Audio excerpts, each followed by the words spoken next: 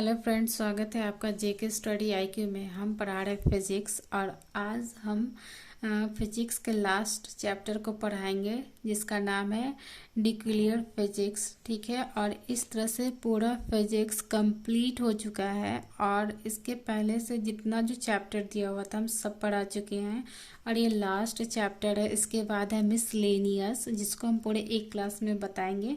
और आज जो ये दिया हुआ है ये लास्ट चैप्टर है। इस तरह से पूरा फिजिक्स कंप्लीट हो चुका है। अगर आप लोग नहीं देखे हैं तो उसको जाकर बार बार देखिए, कुछ तो समझ में आएगा और याद भी होगा। तो आज है न्यूक्लियर फिजिक्स।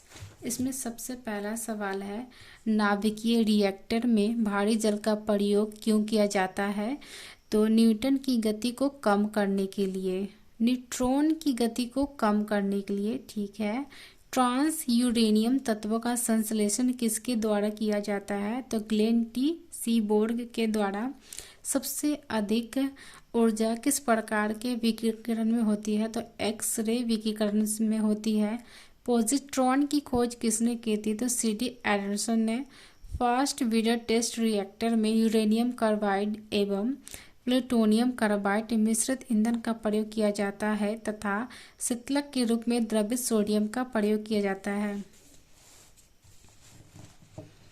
तारों में अक्षय ऊर्जा होने का क्या कारण है? तो हाइड्रोजन का हीलियम में परिवर्तन होना। भारत में किस रेडियोधर्मी तत्व का सर्वाधिक भंडारण है? तो प्लूटोनियम का। हाइड्रोजन बम किस सिद्धांत पे कार्य करता है? तो अनियंत्रित नाभिकीय संलयन अभिक्रिया पर। विद्युत उत्पादन के लिए किस धातु का प्रयोग किया जाता है? तो यूरेनियम का किया जाता है। रेडियोधर्मी पदार्थ कौन से कण उत्सर्जित करते हैं? तो अल्फा, बीटा एवं गामा। सूर्य नाभिकीय संलयन के द्वारा अपनी ऊर्जा का निर्माण करता है।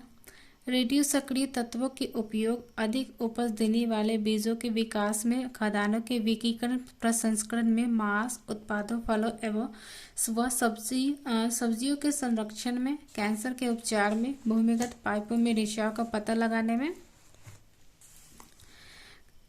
में किया जाता है। नाभिकीय रिएक्टर में मंदक के रूप में किस पदार्थ का प्रयोग किया जाता है? तो ग्रेफाइट यानी भारी जल का।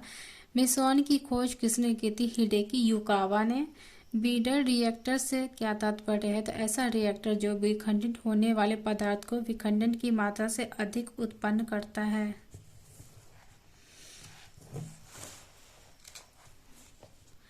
कोबाल्ट 60 का प्रयोग विकिरण चिकित्सा में क्यों किया जाता है? तो गामा किरणों के कारण।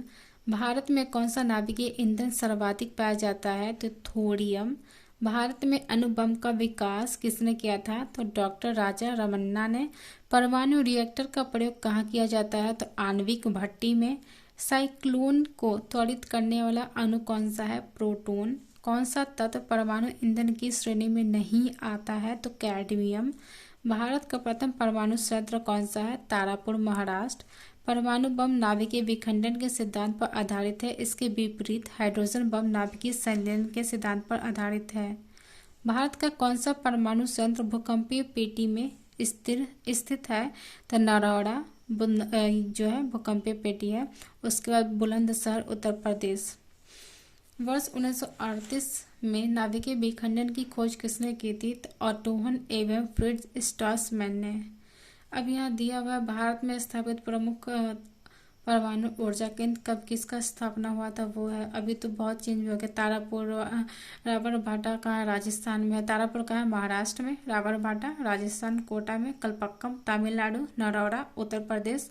काकरापार गुजरात। कैगा कर्नाटक। कुंडलकुरम तमिलनाडु और ट्राम्बे महाराष्ट्र। ठीक है। उसके बाद 1942 में पहले परमाणु रिएक्टर का निर्माण एनरिको फर्मी ने किया था। इस तरह से पूरा फिजिक्स जो है कंप्लीट हो चुका है और हम दिखा देते हैं, हम पढ़ाए थे इसमें जो चैप्टर वो हम बता देते हैं। ठीक है। अगर आप इस क्लास को रोज़ 10 मिनट भी सुनेंगे तो पूरा याद हो जाएगा। तो इसको अच्छे से कर लीजिएगा। ठीक है। फिजिक्स कंप्लीट हो गया, बच गया है मिसलेनियस, तो मिसलेनियस भी हो जाएगा। उसके बाद हम केमिस्ट्री पढ़ाएंगे। आज के लिए इतना ही। Thank you class.